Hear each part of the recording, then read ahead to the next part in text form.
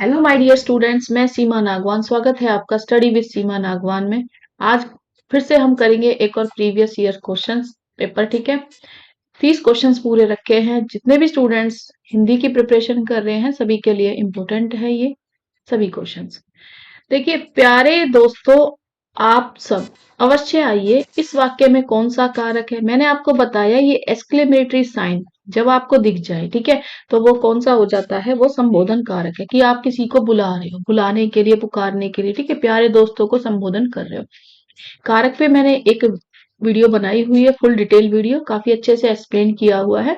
तो प्लेलिस्ट में जाके आप कारक ढूंढ सकते हो, ठीक है, कारक वीडियो देख सकते हो। अपादान कारक में, अपादान में मैंने बताया ऐसे अपादान आ से अलग, किसी चीज के अलग होने की बात, ठीक है। संबंध में आप किसी का संबंध बता रहे हो, ठीक है। और अधिकरण में क्या कर रहे हो? अधिकरण में आश्रय की बात होती है, ठीक है। आश्रय में जैसे पानी में मछली रहती है, मैं और पर से पहचान लेते हो, ठीक है। संबोधन में मैंने ये साइन आपको बता ही दिया, ठीक है। और संबंध में आप क्या करोगे? संबंध में आप किसी का संबंध बताते वक्त का, के, की, ठीक है, रा, रे, री, ये सब शब्दों से पहचान लेना, या ना, ने, नी, ठीक है। जीवन में प्रकाश का संचार करते हैं रेखांकित शब्द। अब ये रेखांकित, ये जो लाइन व्हाइट व्हाइट, ठीक है, क्वेश्चन में लगी हुई है, तो इसे बोलते हैं रेखांकित शब्द। का उचित विलोम शब्द बताइए, यानी आशा का आपसे उचित विलोम शब्द पूछा है, ठीक है।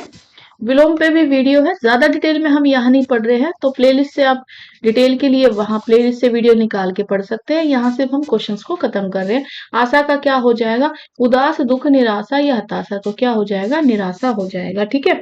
आशा की बात अगर की जाएगी तो वो निराशा हो जाएगा। वहीं अगर कोई उदास का पूछ ले तो प्रफुल्ल हो जाता है, प्रफुल्ल, ठीक है। और दुख का पूछ ले तो सुख हो जाएगा, और हताशा का पूछ ले तो आशावान हो जाएगा, आशावान, ठीक है।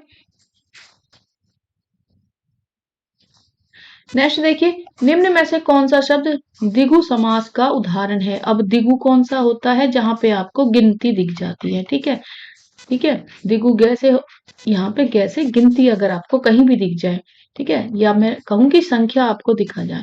आप कहोगे दशानंद में भी आपको संख्या, लेकिन 10 है जिसके सर, वो एक ही है ना, बहुव्रीहि, ठीक है।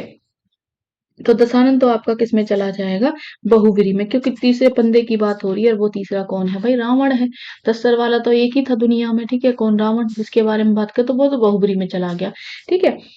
और बाकी में अब गिनती किस में दिख रही है आपको? तिमाही में, तिमाही में 3, ठीक है, 3 माह गिनती दिख रही है, तो यही आपका राइट आंसर हो जाएगा, ठीक है।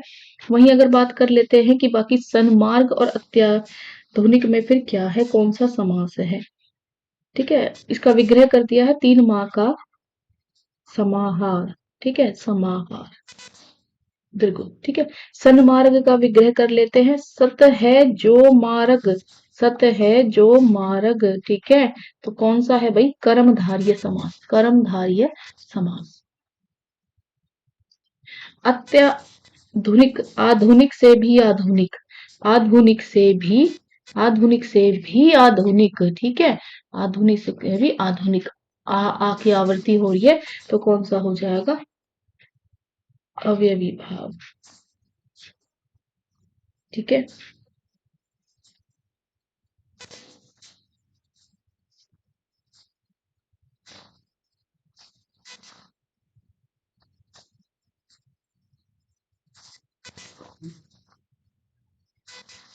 कस्सो न मन्यते कस्माद, नुशर्मन मंगलकृति पंक्ति किस लेखक की है?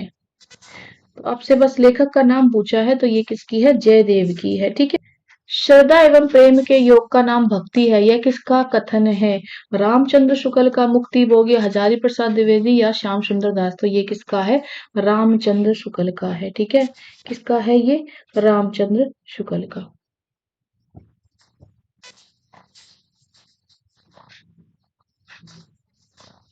इनमें से किस वाक्य में कर्म वाच्य है? श्याम के द्वारा पुस्तक पढ़ी गई, श्याम पुस्तक पढ़ेगा, श्याम पुस्तक पढ़ रहा है, श्याम ने पुस्तक पढ़ता है, ठीक है। तो कर्म, कर्म की बात हो रही है ना, तो कर्म कौन कर रहा है? श्याम के द्वारा, ठीक है, पुस्तक पढ़ी गई, तो यही आपका राइट आंसर हो जाए। वह दंड से बचना चाहता था इसलिए भाग गया, यह एक संयुक्त वाक्य है, इसका सरल रूप क्या होगा? क्योंकि वह दंड से बचना चाहता था इसलिए भाग गया, दंड से बचने के लिए वह भाग गया, वह भाग गया क्योंकि दंड से बचना चाहता था, वह भागा क्योंकि उसे दंड से बचना था। तो वह दंड से बचने के लिए वह भागा। ठीक है, ये इसका सरल रूप हो जाएगा। ठीक है, और जहां आपको इसलिए, क्योंकि, ठीक है, और इस इसलिए, क्योंकि और इस तरह के शब्द दिखते हैं वो आपका कौन सा हो जाता है, संयुक्त हो जाता है। और एक वाक्य दूसरे पे आश्रित हो तो वो मिश्र हो जाएगा। ठीक है, बाकी डिटेल में आप देख सकते हो प्लेलिस्ट से वीडियो। नेक्स्ट देखिए, से के द्वारा किस कारक का प्रसंग है? अपादान, करण, संप्रदन, अधिकरण। तो राइट आंसर आपका क्या हो जाएगा? देखिए, से या के द्वारा ये करण है। ठीक है, करण में क्या होता है? साधन। ठीक है, जैसे पेन से पत्र लिखा, पेन से पत्र लिखा। ठीक है, तो यहाँ पेन साधन है जिससे पत्र लिखा है, तो ये करण हो जाएगा। अपादान में अलग होने की बात होती है। पेड़ से पत्ता गिरा, पेड़ पे पत्ता था फिर वो नीचे गिर गया। ठीक है, पेड़ से पत्ता पत्ता गिरा, तो ये अपादान हो जाएगा। संप्रदान में कुछ दान देने की बात या देने की बात होती है, जैसे दादाजी ने मुझे पैसे दिए, दादाजी ने मुझे मुझे पैसे दिए। ठीक है, तो ये संप्रदान है। अधिकरण में आश्रय की बात होती है। आश्रय, और पहचानोगे कैसे? मैं या पर। ठीक है, कैसे पहचानोगे? मैं या पर। जैसे पानी में मछली तैरती है, पानी में मछली तैरती है, इस तरह से तैरती है। ठीक है, तो मैं आ गया, मैं है अधिकरण।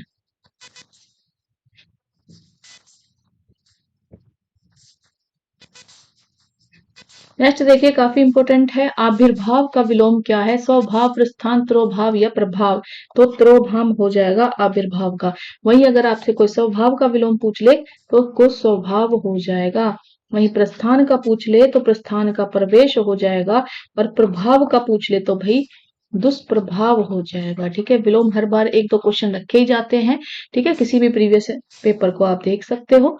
तो इस तरह से आपको क्रैक करने हैं।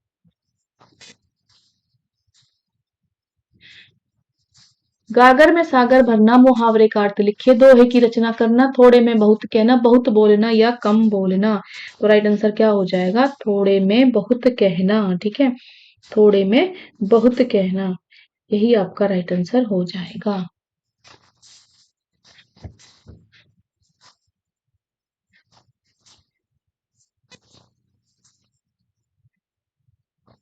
निम्नलिखित शब्दों के नीचे 4 विकल्प दिए हैं, उनमें से उचित प्राय चुनकर उन्हें चिन्हित करें। चिरंतन, चिरंतन का आपको पर्यायवाची ढूंढना है। चिरंतन, ठीक है, चिरंतन का पर्यायवाची क्या हो सकता है? कटु, समरणीय, शाश्वत या अंतिम। तो क्या हो जाएगा? शाश्वत हो जाएगा। ठीक है, चिरंतन का मतलब क्या रहता है? हमेशा रहने वाला, हमेशा रहने वाला। हमेशा रहने वाला आपका कौन है? चिरंतन। ठीक है, और चिरंतन के अगर और शब्द पूछ ले आपसे पर्यायवाची, तो ये पुरातन भी हो जाएगा और परंपरा, परंपरा निष्ठ भी हो जाएगा। ठीक है, परंपरा निष्ठ, वहीं और सनातन भी हो सकता है और निरंतर भी हो सकता है। और शाश्वत तो है ही आपका, शाश्वत तो है ही। ठीक है, कटु के पूछ ले तो आपसे कोई कटु के, फिर पर्यायवाची कौन कौन से हैं कटु के? तीक्ष्ण, तीक्ष्ण है। ठीक है, तीक्ष्ण है, और तीक्ष्ण के साथ साथ आपका तल्ख है, तल्ख। चरपरा है, चरपरा। और कर्कश भी है, कर्कश। ठीक है, कर्कश भी है।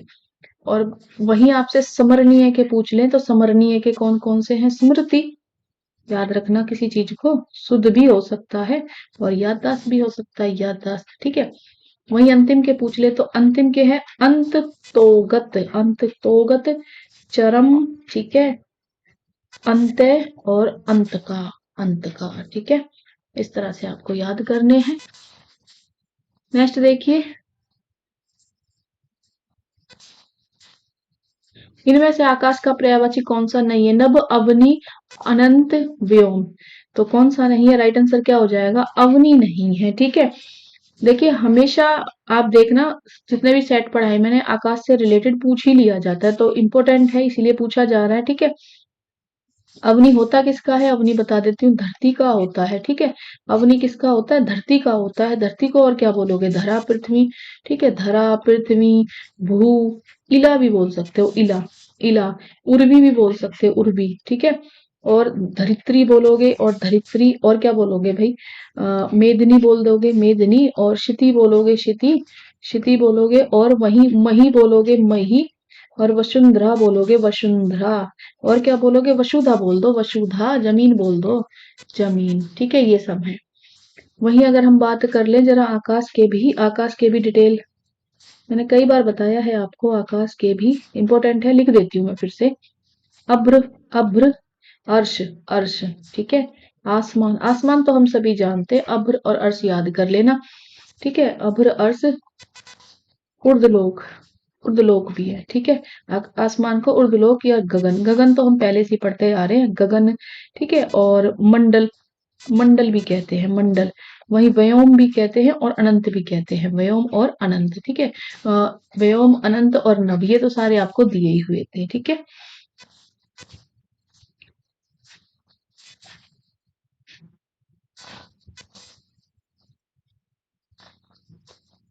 नेक्स्ट देखिए, इनमें से कौन सा शब्द तद्भव है? इनमें से कौन सा शब्द आपका तद्भव है?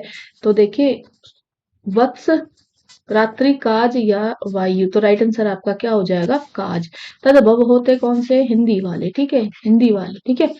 और तत्सम और तद्भव पे वीडियो है बनी हुई, ठीक है, डिटेल में वहां पढ़ सकते हो आप, प्लेलिस्ट में। तत्सम मतलब संस्कृत के समान, संस्कृत वाले, ठीक है। वत्स होता क्या है? वत्स आपका बच्चा, ठीक है, बच्चा। रात्रि को आप क्या बोल सकते हो? रात, और वायु को क्या बोल सकते हो? हवा बोल सकते हो, हवा, ठीक है। अच्छा, काज तद्भव है क्योंकि इसका तत्सम क्या है फिर? कार्य, कार्य तत्सम है, ठीक है, कार्य तत्सम है। और ये तो आपको तत्सम दिए ही थे, ठीक है, तत्सम दिए हैं। रात्रि भी तत्सम दिया हुआ है, तत्सम, ठीक है, रात्रि तत्सम है, उसका रात हो जाएगा। और वायु भी आपका तत्सम है, और उसका क्या हो जाएगा फिर? हवा हो जाएगा, ठीक है।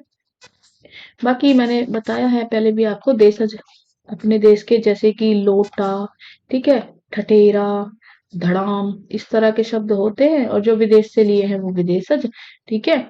या आगत शब्द भी बोल सकते हो, जैसे मैंने बताया, कुछ अंग्रेजी से लिए हैं, है ना, कुछ अंग्रेजी से लिए, जैसे डॉक्टर, ऑफिस, इस तरह के, टिकट, इस तरह के शब्द। और कुछ भैया के उर्दू से लिए हैं, कुछ फारसी से लिए हैं। भाषा का विकास किस अपभ्रंश से हुआ है? शोरसेनी, मागधी, ब्राह्मण या पेशाची, तो किससे हुआ है? ब्राह्मण से हुआ है, ब्राह्मण से, ठीक है। अपभ्रंश मैंने आपको बताई है, उत्तर प्रदेश में बोली जाने वाली भाषा या साहित्य में यूज करने वाली, ठीक है।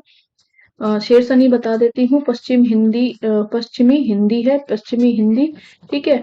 और इसमें ब्रज भाषा, ब्रज भाषा, ठीक है, ब्रज भाषा, खड़ी बोली, खड़ी बोली, ठीक है, बांगरू, बांगरू, और कन्नौजी, कन्नौजी, और बुंदेली, ठीक है, बुंदेली। और वहीं राजस्थानी की अगर मैं बात कर दूं, तो राजस्थानी की बात कर दूं, तो इसी में मेवाती, मेवाड़ी, मारवाड़ी, मालवी,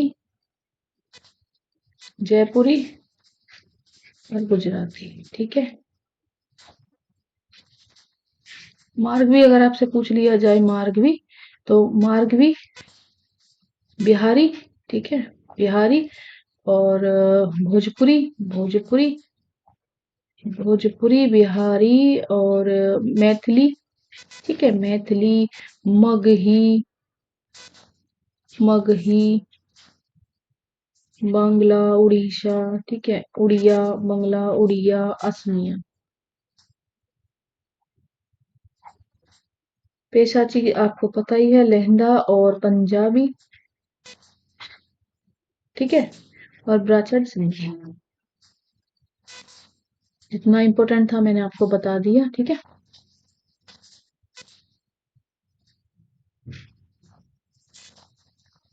निम्नलिखित में से कौन सा शब्द द्रव्यवाचक संज्ञा है? देखो, संज्ञा पे मैंने वीडियो, एक फुल ग्रामर बता रखी है, ठीक है। फुल ग्रामर नाम से एक प्लेलिस्ट में आपको वीडियो दिखेगी, फुल ग्रामर एमसीक्यू।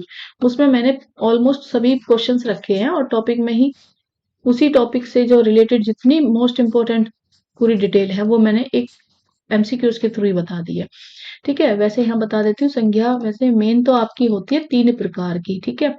कौन कौन सी होती है? व्यक्तिवाचक, ठीक है, जातिवाचक, फिर जातिवाचक को 2 भागों में बांटा जाता है, द्रव्यवाचक, समुदायवाचक, ठीक है। समुदाय, समुदायवाचक या फिर द्रव्यवाचक, ठीक है। यहाँ आ जाएगा आपका जातिवाचक के बाद भाववाचक, ठीक है। अब बेसिकली द्रव्यवाचक होता क्या, जिसमें आपकी लिक्विड वाली चीजें जैसे कि घी, दूध, ठीक है, पानी, इस तरह की चीज, और मेटल चीजें जैसे कि सोना, चांदी, ठीक है, और लोहा, इस तरह की चीजें आपको दिख जाएंगी। तो यहाँ देख लो, वो पूछ रहा है कि द्रव्यवाचक संज्ञा है, तो द्रव्यवाचक संज्ञा यहाँ पे कौन सी दी हुई है? दूध दिया हुआ है, आपका लिक्विड है, ठीक है। तरल पदार्थ हो गया, पदार्थ है या फिर आपके ठोस पदार्थ हैं, तो जिन्हें आप क्या बोलते हो? द्रव्यवाचक बोलते हो, ठीक है। खटाई, मिठाई, मिठाई, ये सब आपके हाँ भाववाचक हो जाएंगे, ठीक है। मिठाई, खटाई, ये आपके भाववाचक हो जाएंगे, भाववाचक संज्ञा है। मिठाई भी मिठाई क्या है? मिठाई जातिवाचक है, जातिवाचक, ठीक है। मिठास, अगर मिठाई का मिठास है ना, मिठास, तो वो भाववाचक है, ठीक है। वही ठंड आपका भाववाचक है, ठंड भाववाचक है, ठीक है।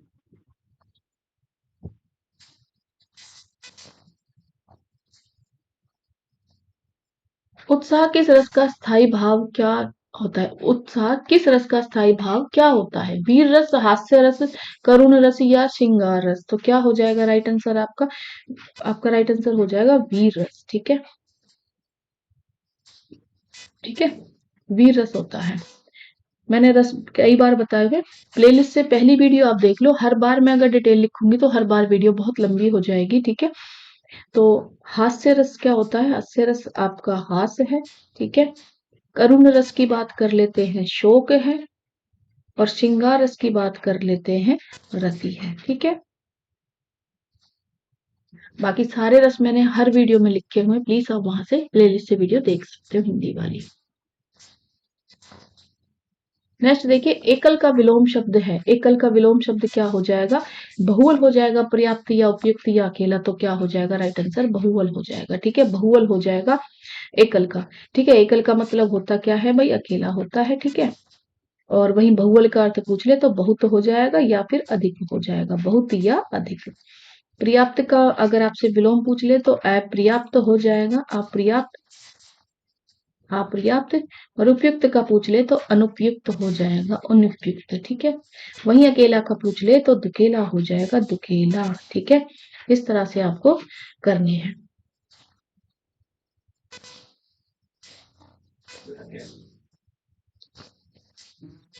असत्रीकरण का विलोम शब्द क्या है? यंत्रीकरण, वस्त्रीकरण, निरस्त्रीकरण या शस्त्रीकरण? तो राइट आंसर क्या है? निरस्त्रीकरण, ठीक है। तो अस्त्रीकरण, ठीक है। अस्त्रीकरण का अर्थ क्या है? अस्त्र, अस्त्र और शस्त्रों से सज्जित करना, ठीक है, सज्जित करना। जब युद्ध पे जाते थे तो अस्त्र शस्त्र होते थे ना, इस तरह से। और वहीं अगर आपसे निशस्त्रीकरण का पूछ ले तो अस्त्र, अस्त्र विहीन, ठीक है, अस्त्र विहीन करना। यंत्रीकरण का अगर आपसे कोई मतलब पूछ ले, यंत्रीकरण का होता है मशीनीकरण, ठीक है, मशीनीकरण होता है ना, मशीनीकरण। और वस्त्रीकरण का अगर आपसे कोई मतलब पूछ ले तो उसका होता है, वस्त्रीकरण का वैसे कोई अर्थ नहीं है, ठीक है, कोई अर्थ नहीं है। और शस्त्रीकरण का आपका अर्थ तो होता है हथियार, हथियार बंदी, हथियार बंदी, ठीक है। और इसका अगर आपसे कोई विलोम पूछ ले तो सस्तीकरण का भी विलोम आपका निशस्त्रीकरण ही होता है, ठीक है, निशस्त्रीकरण ही होता है, शस्त्रीकरण का भी और यहाँ अशस्त्रीकरण का भी, ठीक है। दोनों का ये क्या हो जाएगा? विलोम निशस्त्रीकरण ही हो जाएगा, ठीक है।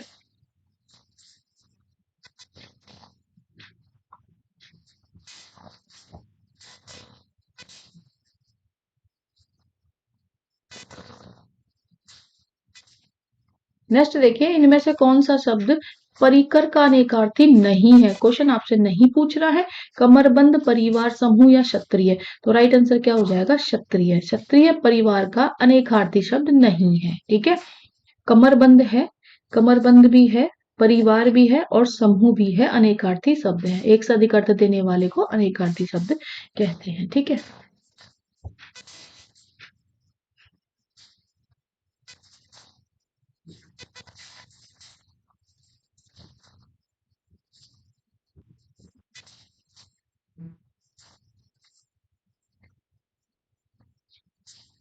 नेक्स्ट देखिए, ज्ञान राशि के संचित कोश का नाम साहित्य है, यह कथन किसका है?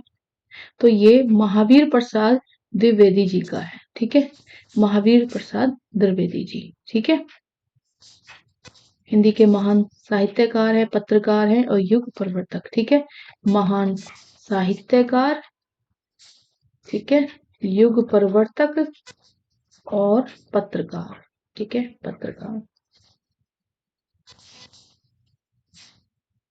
बाकी इन सब के बारे में भी थोड़ा थोड़ा अगर आप जानना चाहो तो रामविलास शर्मा जी आधुनिक हिंदी साहित्य के सुप्रसिद्ध आलोचक भी हैं। जैसे मैंने प्रीवियस वीडियो में बताया है ये सारी डिटेल। और निबंधकार भी हैं और विचारक और कवि भी हैं, विचारक और एवं कवि भी हैं, कवि भी थे। ठीक है, जयप्रसाद जयशंकर प्रसाद को आप सभी जानते ही हैं, हिंदी कवि, नाटककार, कहानीकार। ठीक है, नाटककार, कहानीकार, उपन्यासकार, उपन्यासकार, अनुबंध और निबंध लेखक और वही छायावादी युग से है। ठीक है,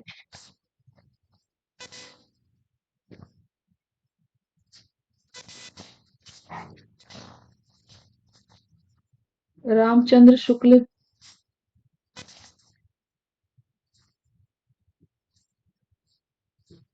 रामचंद्र शुक्ल के बारे में भी, ये आचार्य रामचंद्र हिंदी के आलोचक हैं, ये भी बड़े आलोचक आप बोल सकते हो, उन्हें कहानीकार भी बोल सकते हो, कहानीकार भी बोल सकते हो। वहीं इन्हें निबंधकार भी बोल सकते हो, निबंधकार। ठीक है, साहित्यकार, अनुवादक, कथाकृत और कवि। अनुवादक, कवि, कथा। ठीक है,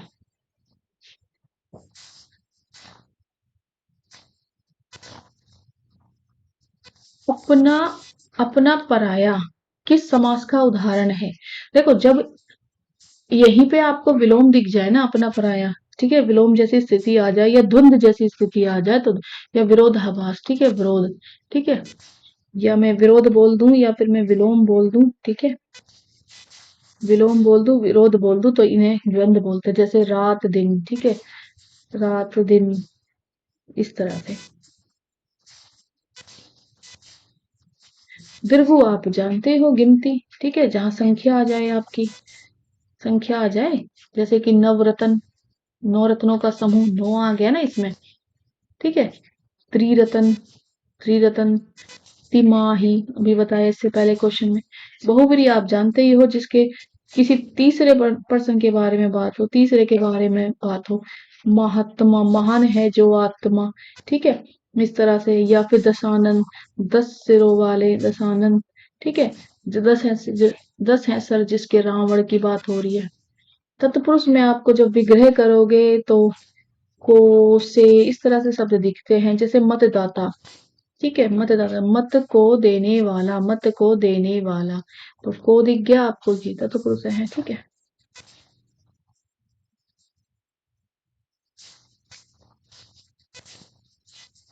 नेक्स्ट क्वेश्चन देखिए, छायावाद को प्रतिबिंबवाद किसने कहा? नंद दुलारे वाजपेयी जी ने, रामचंद्र शुक्ल ने, रामविलास शर्मा या हजारी प्रसाद? तो रामविलास शर्मा जी ने कहा था। ठीक है,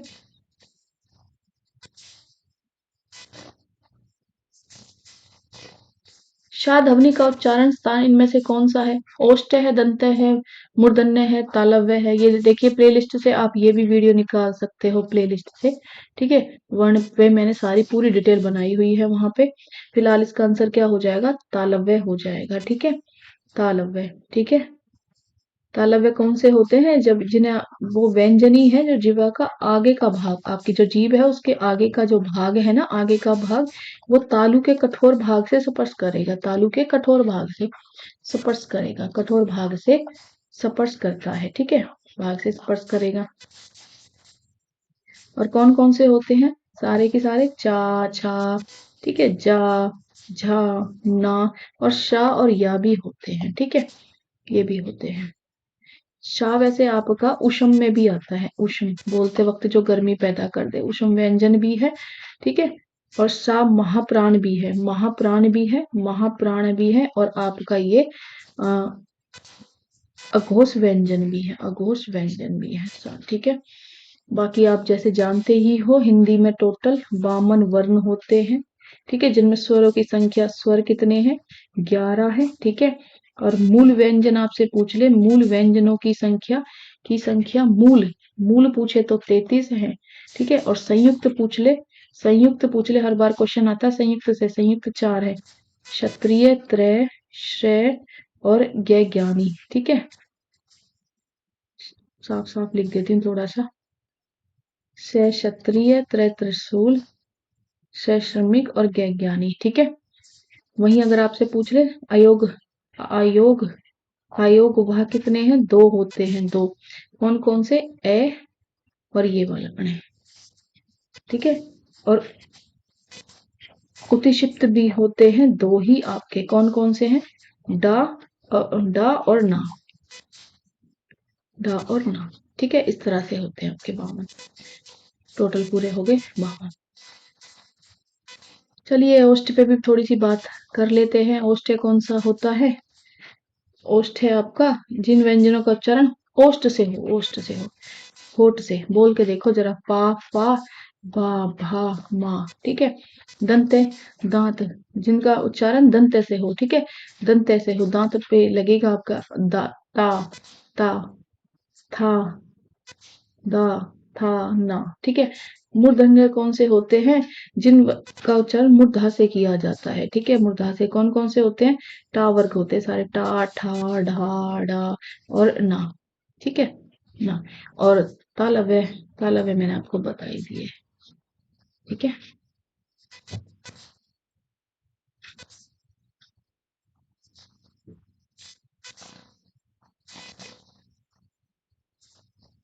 नेक्स्ट देखिए, निम्नलिखित में से कौन सा शब्द स्त्रीलिंग है? मैंने बताया मेरी लग जाए और सेट हो जाए शब्द, ठीक है, वर्ड के साथ अगर आप जो भी शब्द है आप उसके साथ उसे सेट कर दो तो स्त्रीलिंग बन जाएगा, और मेरा लगा देना तो वो पुल्लिंग बन जाएगा, मेरा लगा दो तो वो पुल्लिंग बन जाएगा, ठीक है। देश, मेरा देश, बिल्कुल ठीक बैठ रहा है, तो ये पुल्लिंग है। क्वेश्चन आपसे कौन सा पूछ रहा है भाई? स्त्रीलिंग पूछ रहा है। मेरा नगर, ठीक है, मेरा नगर, ठीक है। मेरा द्वीप, मेरा द्वीप, मेरी झील, मेरी झील लगा दो, ठीक है, मेरी झील, तो मेरी झील क्या है आपकी? स्त्रीलिंग है, तो यही राइट आंसर है। नेक्स्ट देखिए, एक मैंने यहाँ पे अनुच्छेद भी रखा है, जरा आप थोड़ा सी प्रैक्टिस कर लें। निम्नलिखित अनुच्छेद को ध्यानपूर्वक पढ़कर पूछे गए प्रश्न उत्तर दीजिए। लोग नियमित बचत करते रहने के बावजूद अपने वित्तीय लक्ष्य को पूरा करने के लिए संघर्ष करते जाते हैं। अपने जीवन के वित्तीय लक्ष्यों को पूरा करने के लिए जानना जरूरी है कि हम उन लक्ष्यों को पूरा करने के लिए कितनी बचत कर रहे हैं और उसे कहाँ निवेश कर रहे हैं, जिससे कि हम अपने निर्धारित लक्ष्य के अनुसार पैसे जोड़ सकें। साधारण भाषा में समझा जाए तो बचत और निवेश में इतना ही अंतर है, अंतर इतना ही है कि जो राशि आप अपनी नियमित आय से बचत कर अलग रख देते हैं वह बचत है, और यदि आप अपनी उस बचत को कुछ रिटर्न प्राप्त करने के लिए ऐसा कुछ खरीदते हैं जो कि भविष्य में आपकी संपत्ति बन सके, वह निवेश है। बचत अल्पकालिक लक्ष्यों के लिए है। बैंक एवं पोस्ट ऑफिस के बचत खाते या अन्य किसी जगह का सीमित समय रखा गया पैसा बचत होता है, और जो जो सुरक्षित होता है और आवश्यकता पड़ने पर आसानी से निकाला जा सकता है। गृहिणियों द्वारा बचत बचाकर किचन में चावल के मर्तबान में रखा गया पैसा या साड़ियों की परतों के बीच छिपाकर रखा गया पैसा भी बचत की श्रेणी में ही आएगा। बचत में रखा पैसा जब चाहिए चाहिए हो तब सहजता से उपलब्ध होता है। अक्सर यह बचत अल्पकालीन लक्ष्यों या अल्पकालीन जरूरतों के लिए ही होता है। बचत में रखा गया पैसा निवेश के मुकाबले अधिक सुरक्षित रहता है। इसमें बहुत कम या ना के बराबर जोखिम होता है। बचत में आपको रिटर्न बहुत कम मिलता है क्योंकि सभी बचत योजनाओं में ब्याज की दर कम होती है। इसमें आपको बहुत ही कम रिटर्न मिलता है। इससे मुद्रास्फीति भी कवर नहीं हो पाती। दीर्घकालीन आर्थिक लक्ष्यों के लिए निवेश किया जाता है। मुख्य बचत निवेश में अंतर यही है कि निवेश में आप उच्च मुख्य अंतर यही है कि उच्च रिटर्न प्राप्त कर सकते हैं। निवेश में उच्च रिटर्न की संभावना के साथ रिस्क भी है। निवेश से आप लंबे समय तक मुद्रास्फीति को छाड़कर अपने धन में वृद्धि कर सकते हैं। म्यूचुअल फंड और एसआईपी आदि निवेश के प्रारंभिक तरीके हैं। जमीन, सोना, कमोडिटीज या शेयर आदि में निवेश करने के लिए अधिक धन अनुशासन की आवश्यकता पड़ती है और रिस्क भी ज्यादा रहता है, परंतु सही तरीके से किया गया निवेश संपदा में कई गुना वृद्धि कर सकता है। निवेश किया गया पैसा एकदम से उपलब्ध नहीं होता और इसे बेचकर दोबारा पैसा बनाने में भी समय लगता है। उन लक्ष्यों को प्राप्त करने के लिए समय सीमा निर्धारित करनी पड़ती है। कोई सपना ऐसा नहीं होता जो पूरा नहीं किया जा सके। काफी बड़ा पैसेज है लेकिन फिर भी कोशिश करें इसको सॉल्व करने की। रमेश में 5,000 के शेयर खरीदे। इस आधार पर निम्नलिखित में से कौन से विकल्प सही? रमेश ने जोखिम रहित निवेश किया। रमेश ने यह बचत जोखिम वाली की। शेयर खरीदना चाहता था या शेयर खरीदना निवेश है। तो इसका राइट आंसर क्या है? सेकंड और 4। रमेश की यह बचत जोखिम वाली थी और शेयर खरीदना निवेश है। यही आपका राइट आंसर है अकॉर्डिंग टू पैसेज। पैसेज काफी लंबा है तो वीडियो को दोबारा पीछे ले जाके आप पैसेज में से ढूंढ सकते हो। ठीक है, मेरे लिए पूरी स्क्रीन पे से सेट करना थोड़ा सा असंभव हो रहा था। अनुच्छेद के आधार पर बताइए कि दीर्घकालीन लक्ष्य को पाने के लिए निवेश के विषय में निम्नलिखित में से कौन सा तथ्य अशुद्ध है? दीर्घकालीन लक्ष्यों की प्राप्ति लघु बचत द्वारा ही संभव हो सकती है। बताइए जरा ये सही था या गलत था? तो ये ठीक था। दीर्घकालीन लक्ष्यों की प्राप्ति दीर्घकालीन अच्छे निवेश द्वारा संभव हो सकती है। तो ये गलत था। ठीक है, दीर्घकालीन और दीर्घकालीन लक्ष्यों की प्राप्ति संभव नहीं है क्योंकि दीर्घकालीन निवेश में धन हानि का जोखिम खतरा होता है। तो ये भी बात ठीक थी।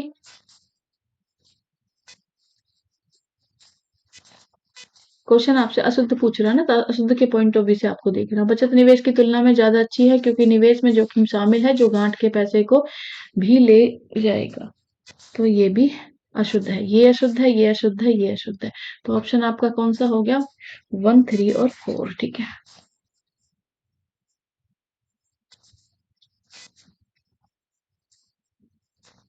निम्नलिखित में से बताएं कि कौन सा विकल्प निवेश का उदाहरण नहीं है। तो कौन सा नहीं है? म्यूचुअल फंड और एसपीआई ये तो दिया हुआ था क्वेश्चन में। ठीक है, क्वेश्चन आपसे नहीं पूछ रहा है। पैसेज में कमोडिटीज और शेयर की खरीद ये भी था। जमीन सोना खरीदना ये भी था और सेविंग बैंक खाते में रखा धन ये नहीं था। ठीक है,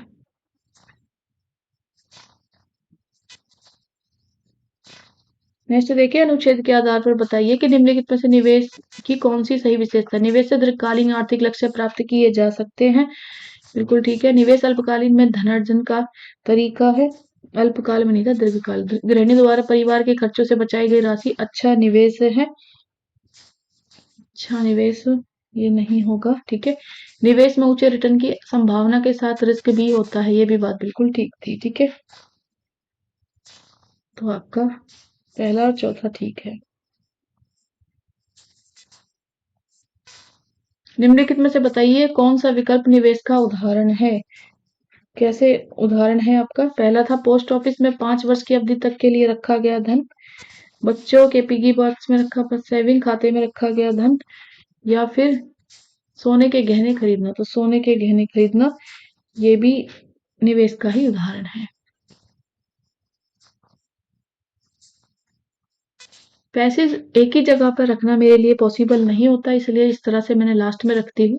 ठीक है, DSSB में आप जानते ही हो, अगर जनरल पेपर की प्रिपरेशन कर रहे हो तो वहाँ 20 क्वेश्चन ही आते हैं, लेकिन अगर आप पीजीटी हिंदी की प्रिपरेशन कर रहे हो या फिर टीजीटी हिंदी की प्रिपरेशन कर रहे हो तो वहां पे मैंने 10 क्वेश्चन थोड़े आपके पेपर सेकंड से रखे हुए हैं। ठीक है, और अगर आपको वीडियो अच्छी लग रही है तो लाइक कर दें ताकि मुझे भी मोटिवेशन मिले। कमेंट कर सकते हैं कोई और सब्जेक्ट पढ़ना चाह रहे हैं तो, ठीक है।